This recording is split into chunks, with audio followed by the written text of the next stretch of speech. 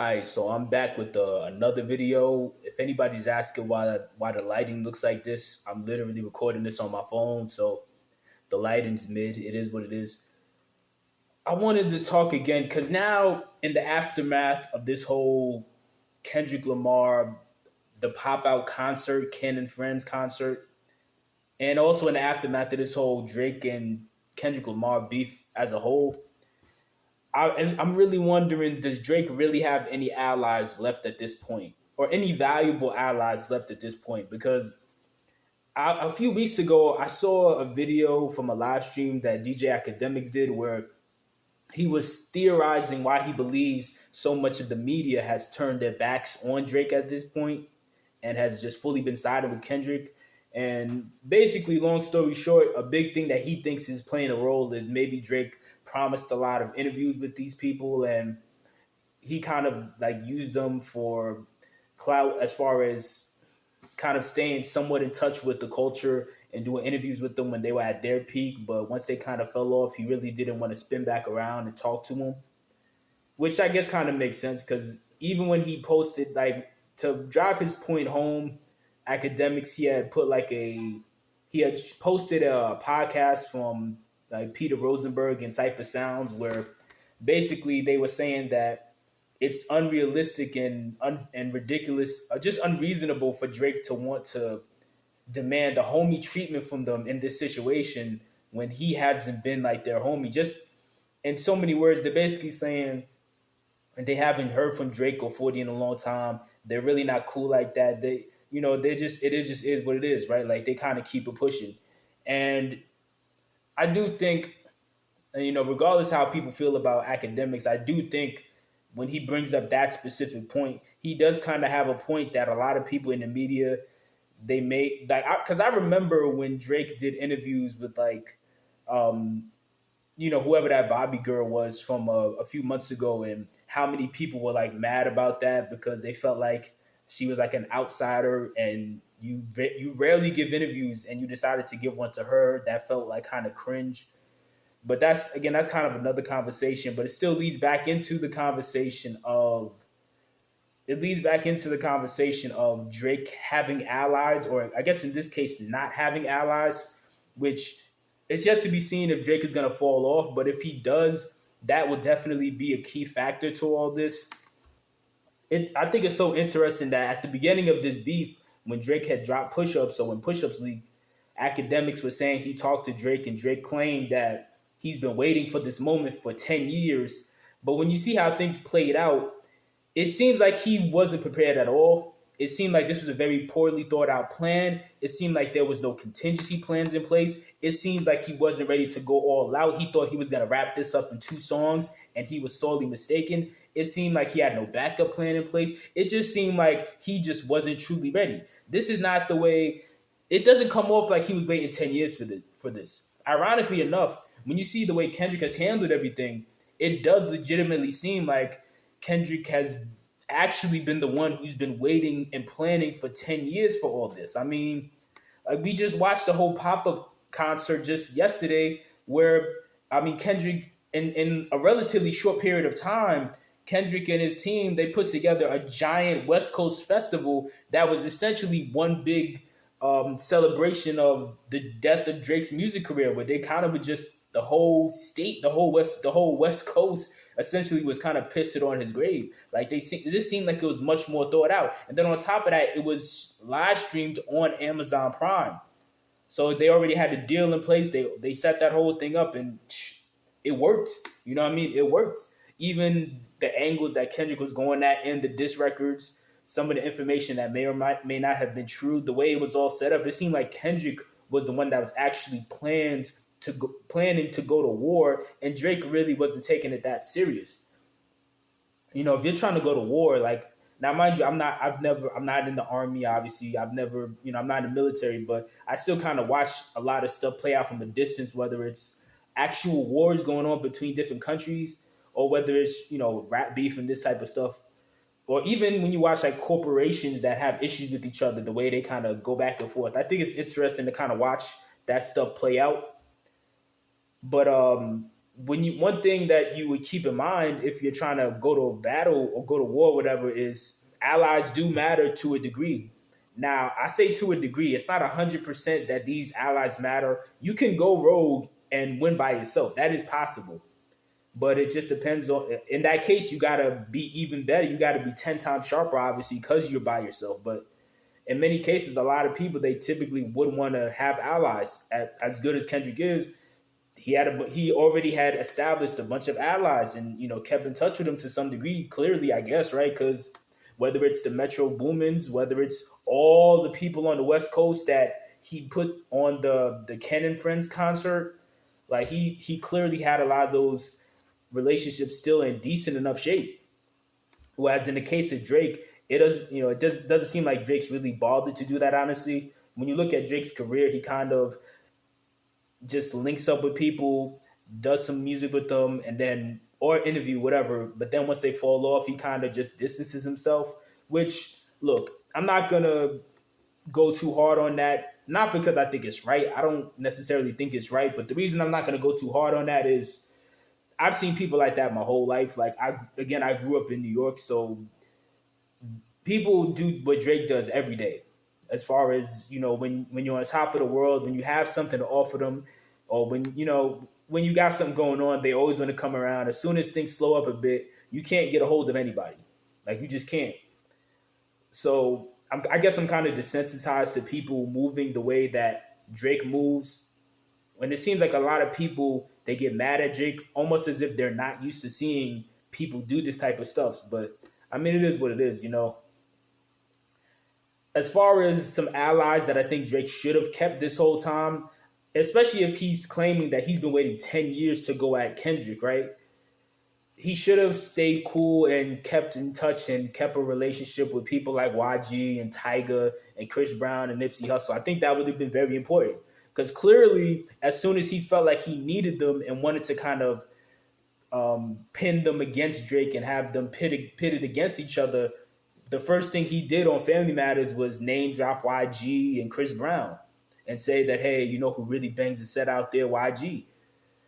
But again, you got to understand from YG's perspective, clearly him and DJ Mustard, they're looking at Drake and they're saying, well, I haven't heard from you in a decade. Like the last time we've seen Drake even in the same area of YG, it was, on that song, Why You Always Hating, which came out 8 years ago.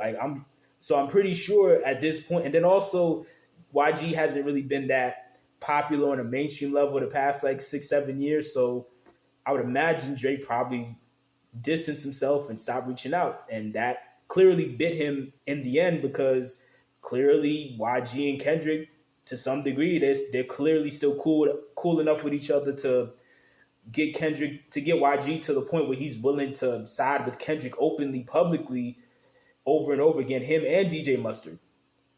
Maybe Drake should have rapped on more DJ Mustard beats, right? Especially in the prime of DJ Mustard. But even after DJ Mustard kind of started to fall off on a mainstream level, it still would have helped if Drake had hopped on a Mustard beat or hopped on a YG song, or even Tyga. Like Drake fell out with Tyga like what 10 years ago at this point. It's been like 10 years since Drake fell out with Tyga.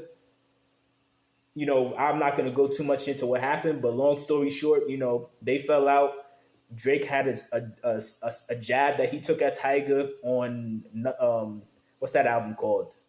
If you're reading this, it's too late. He had that jab where he said, hey, you need to act your age and not your girl age. And that was also at the point where Tyga was taking a bunch of L's back to back to back. And it looked like it was over for Tyga, but Tyga ended up pulling off arguably the greatest comeback in hip hop history, but it was, years later. But Drake should have maybe tried to stay cool with Tyga or at least try to reconcile or something. Because even though Tyga hasn't been involved in this, still would have helped to, if you're claiming that you wanted to battle Kendrick for this many years, it would have made sense to make sure you made it a priority to maintain, decent enough relationships and connections with people on the West Coast. That way you could have people in his territory who still want to side with you, especially in the case of somebody like a Tyga who he might have maybe tried to, publicly be on your side if you would stay cool with him, because he would have been like, man, I came up with this guy. We're from the same label. He still was collabing with me when I was at my lowest. It could have helped, in my opinion. He kind of reconciled with Chris Brown, so I guess I shouldn't count that. But uh, Chris Brown has, as far as I know, has been noticeably quiet here. So I'm assuming Chris Brown is standing with the rest of the West and is sided with Kendrick. I mean, Drake and Nipsey, I mean, they affiliated with each other very little when Nipsey was alive. They did do like at least one song together, but this was a very long time ago.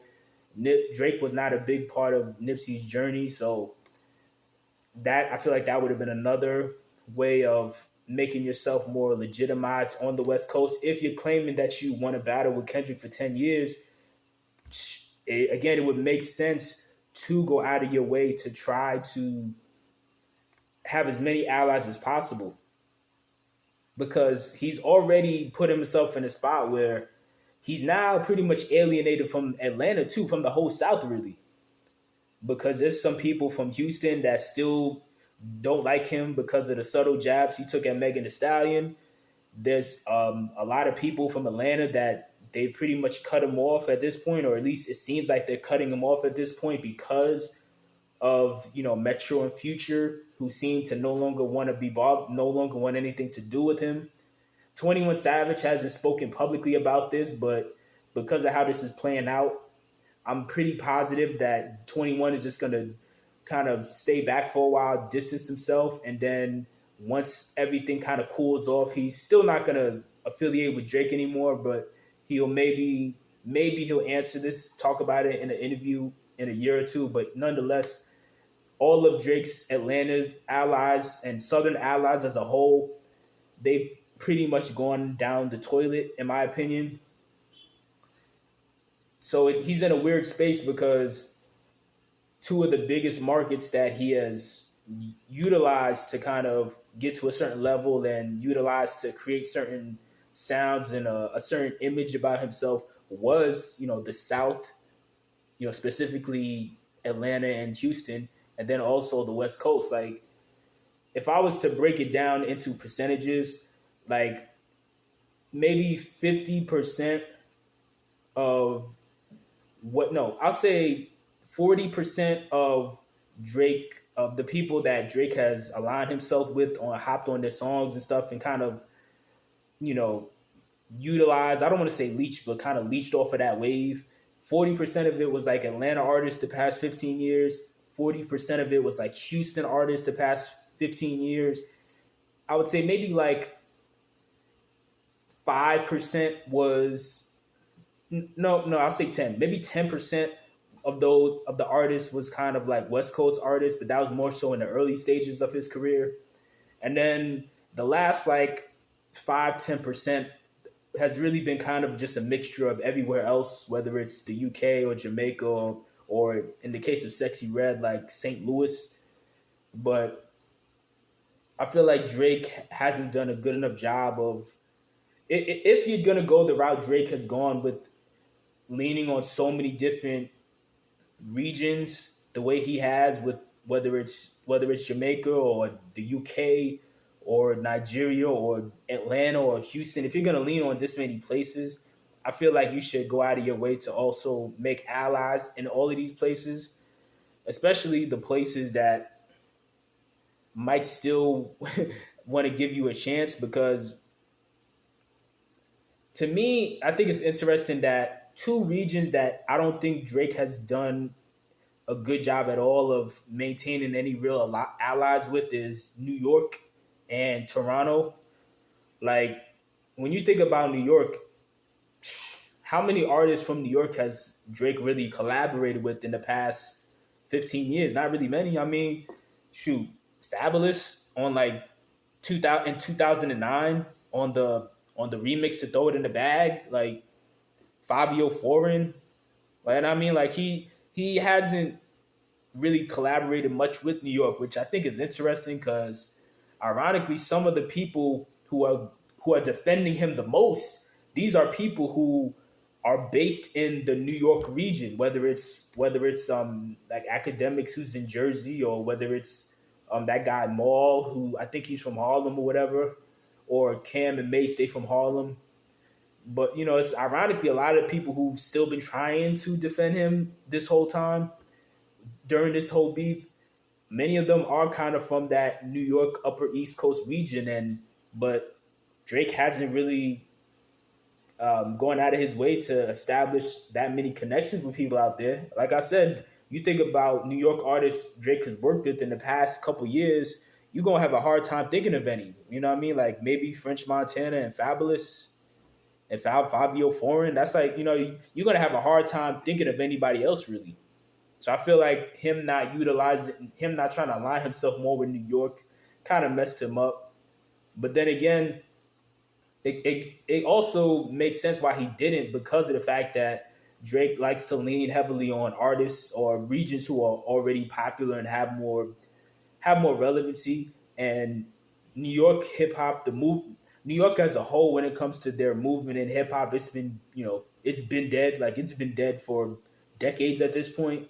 So I guess from his perspective, it didn't seem advantageous to want to go too hard for New York, even though now, ironically, if he still had New York, I mean, maybe it could have worked out better. I don't know. Another region that I don't think Drake's has done a good enough job of trying to align himself with is Toronto, which is ironic because he's from Toronto. So that's actually very sad because in the midst of all this warfare, Kendrick has been able to lean back on his home state and his hometown and his backyard in California to really press the issue. Whereas in the case of Drake, Drake hasn't been able to do that with Toronto. Like, there's not many artists as many artists as Drake has collaborated with over the years and helped give what people might call the Drake stimulus package. Toronto is not one of those areas for the most part. Like, you know what I mean? Like, I feel like Drake could have had like a monopoly on artists from Toronto if he really wanted to. Like, there's so many artists who, instead of using their sound or using their wave, he could have signed and try to push them really, really hard to get them to where they're just as big, if not bigger than him. But he really didn't seem to make that a priority. So now you see videos of people going out to Toronto, they're siding with Kendrick too. So then also the Midwest as a whole, I guess, like, again, I look around, there's not many people or regions that Drake can lean on as an ally. And it's so fascinating kind of watching this because it's yet to be seen if this is the end of Drake or not.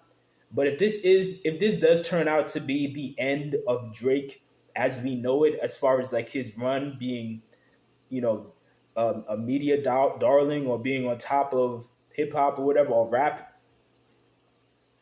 I think him not having allies and him not putting enough effort in to maintain the connections or maintain the business relationships he had with these people, I think that would play a major role in why it was so easy for so many people to kind of just turn their backs on him as soon as they felt like somebody finally came along who was capable of beating him. So I didn't expect to go on for 18 minutes about this, but let me know if you watched it this long. I appreciate that. Let me know, who do you think Drake should have done a better job aligning himself with?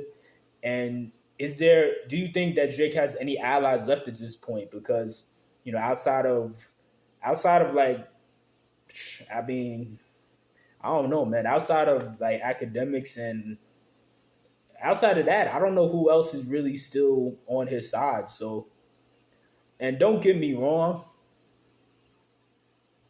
if you don't have allies, it's not the end of the world, but you have to go 10 times harder because you essentially are going rogue and having to fight everybody by yourself. You have to go 10 times harder, and I don't think Drake was prepared to do that. Honestly, I don't think he was prepared at all to do that because he kept name dropping other people, hoping that maybe they might side with him, like YG or Chris Brown, but nobody sided with him. And at this point in Drake's career, I don't think he can handle trying to keep going in hip hop or keep going in rap by himself. Like, if this was J. Cole who took a loss, J. Cole's already shown that he can kind of stay afloat by himself. Even if Kendrick had taken a loss, Kendrick has kind of shown that he could kind of stay afloat by himself. But in the case of Drake, whether it's the ghostwriters or whether it's the constant need to collaborate with any up and coming artist who has a lot of buzz, he's become too accustomed to leaning heavily on a lot of artists, and because of that, I don't think he would really be able to handle trying to keep going from this point on by himself. So it's going to be interesting to see if he can. Where does he go from here? Like, how do you handle this? So let me know, what do you think about the whole situation, and if Drake has allies, who are they? Right at this point.